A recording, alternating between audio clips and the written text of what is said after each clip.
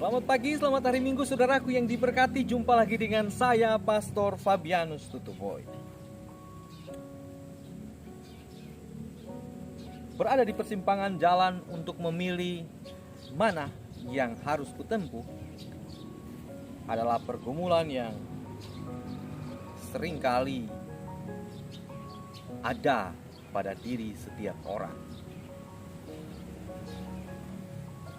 Ada dua peribahasa yang kurang lebih mengajak kita untuk memposisikan diri.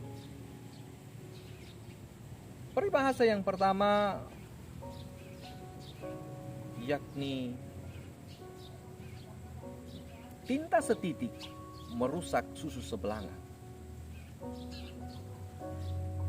Ataukah hujan sehari menghapus panas setahun. Saudaraku yang terkasih, dua momen yang kecil tapi punya pengaruh yang besar. Kita memilih yang mana? Atau kecenderungan kita memilih yang mana?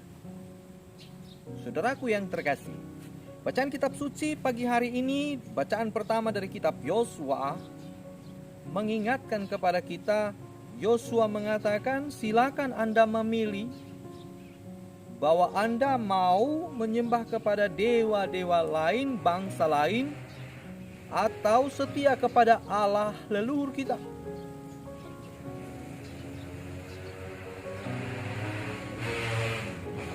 Ataupun dalam bacaan Injil dari Injil Yohanes, Yesus mengingatkan kepada para pengikutnya bahwa sesungguhnya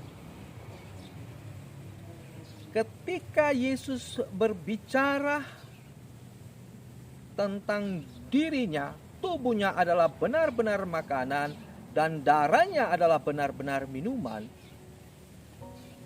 sabda yang keras itu mengajak orang untuk memilih tetap percaya kepada Yesus atau meninggalkan Yesus. Saudaraku yang terkasih,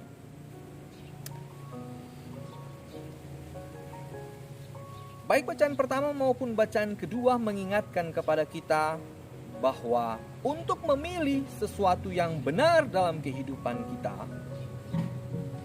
kita penting sekali mengingat apa yang dilakukan Allah. Bilanglah berrekoleksi tentang kebaikan Allah sejak dari dahulu sampai sekarang, dan momen-momen apa yang Allah buat di dalam diri kita. Maka kita akan mampu memutuskan untuk memilih yang terbaik. Seringkali orang jatuh kepada sebuah pilihan karena kecenderungan manusiawi kedagingan kita. Dalam sabda Yesus tentang tubuhnya dan darahnya ada benar-benar makanan dan minuman yang mengantar kepada keselamatan. Yesus mengajarkan kepada kita bahwa sesungguhnya yang kukatakan ini bukanlah hal jasmani, tetapi sesungguhnya adalah roh dan hidup. Saudaraku, jangan kita terpengaruh dengan kedagingan atau kebutuhan-kebutuhan sesaat atau manusiawi. Tetapi lihatlah pergumulan kehidupan ini dalam konteks kekuatan yang diberikan Allah secara rohani dalam kehidupan kita, agar kita tidak terjebak pada hal-hal yang lahiriah. Saudaraku yang terkasih, Bacaan kedua dari surat Rasul Paulus kepada umat di Efesus sungguh mengingatkan kepada kita, terutama pada pasangan suami istri, bahwa sesungguhnya kasih Allah, kasih Yesus kepada jemaat sama seperti suami dan istri.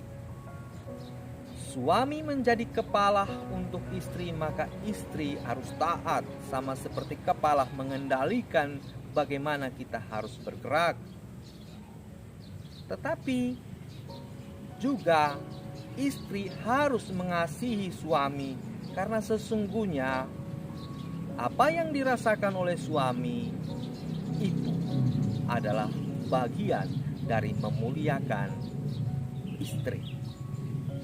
Maka dia harus bisa mengasihi, sama seperti Kristus sungguh-sungguh adalah kepala dari jemaat, maka ia memberikan nyawanya semuanya, menebus kelemahan dan dosa manusia dan mengangkatnya menjadi mulia sebagai anak-anak Allah.